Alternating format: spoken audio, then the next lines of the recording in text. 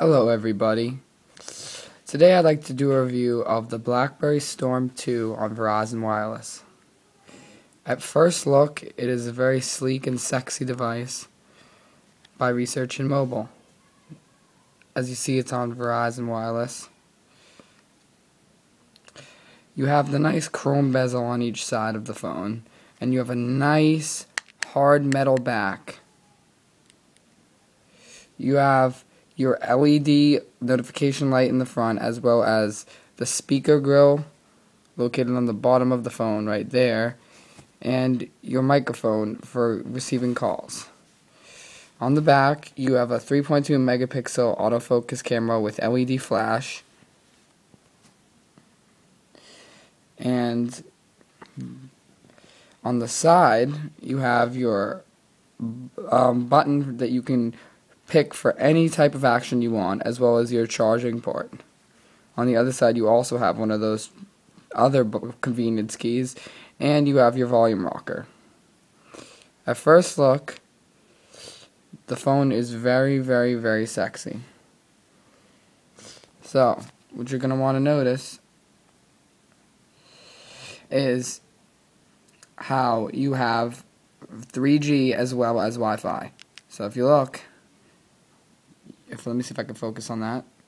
You have mobile network, you have the Wi-Fi. So I could turn Wi-Fi on, and as you'll see, it'll go away, and you have 3G, or you could turn it back on. So on the home screen, you have your battery, your email notifications, and any other notifications go on this right here. You got your time, you got your sound profiles. Mine's always on normal. And now at the top it shows you what you're connected to. I'm connected to my Verizon Fios at my house. This just brings you to your clock, which also goes into landscape mode. On the bottom you got your call, Blackberry key, back, and end call. So as you press this, it'll bring you right to your dial pad. You press this and it'll bring you to your menu of all your applications. And if you press the back, when you're in an application like Messages, it will bring you back, and this just ends. So, the home screen of the Blackberry can be changed in any way possible that you want. Mine is set up custom to me. Messages, texts, contacts, Opera Mini, which is a web browser, Pandora, Facebook, AOL, AIM Messenger, and Skype. That's what I like to have. The one thing that you're going to love about this phone is the fact of its blazing performance. If I click on that, it opens instantly. If I click on that, it opens instantly. If I click on contacts, it'll open instantly. If I click on Opera Mini, it opens. If I click on Facebook, it opens. If I click on AIM, it opens. If I click on Skype, it opens. You get the deal. You know what I'm saying? You get it. Oops, I didn't click on Skype. I didn't click on Skype the first time. So, the phone is very, very nice. And as you can see, if you can't hear, it's a click screen. The screen, the thing about this, it has sure press technology, meaning that the screen clicks, but it's not like the Storm 1. It clicks electronically. It doesn't actually have a clicking mechanism, which is very cool technology. I'd like to see that in future phones. So, as I said before, you can change this to look any way you want. So if you want to go to options, and then you want to go to theme settings at the bottom, oops, sorry about that, you'll notice that there's many different configurations you can make, as well as you can change from 1 row to 2 or 3 rows. So you click save and you'll go out, and now there's 1 row. Personally, that's not enough for me though. I like having my 2 rows. So let me fix that. So, let me show you some of the applications that are available. The first app that everyone automatically has is SMS. Now, I don't want to show you any phone numbers, but as you see, a standard keyboard comes up in portrait or landscape, and you can type. Typing is very simple. If I want to type hi, just type hi, and you use that button to send it, and I just sent a text message. It's very straightforward, and it is very nice. Now, obviously, things like Pandora Radio is a radio application similar to the one you'll find on other platforms like the iPhone or Android. It takes a second to boot up, but once it boots up, it is very quick and speedy. So pick a radio station like, say, Wiz Khalifa Radio. And now, the thing that I like about this is that, I got a text message. Once it starts, you can just get out of it. You can go reply to your text message. You also have smileys in your text messages. So let me close that. And let me shut down that.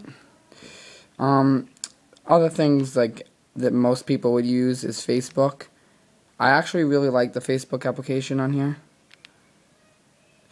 Next would be AIM, which works very nice. You got your Skype, and my favorite, Opera Mini. People have made fun of this phone for a long time for the fact that the browser that comes with the phone is horrible. It is really horrible. You gotta say it's horrible. I mean, I'm not gonna lie to you. It is absolutely horrible. Opera Mini fixes that perfectly. If I want to go to crackberry.com, you can see just how quickly it loads this. Do you see that? Look at that. Loads the page. I'll go back. Let's go to iPodTouchFans.com.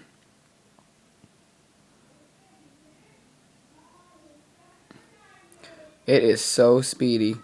I mean, this thing can compare to any other phone as far as speed. This thing is quick. And that's what I love about it.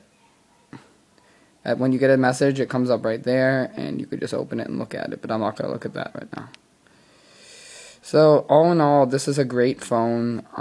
I've been using it for over a year, and I love it. I did have a case on it, but I mean, it just looks so much better without the case. And there's nothing wrong with mine. I don't have any like scratches or anything. My phone is pretty nice. The only marks I managed to give it a couple on the side, but that's alright.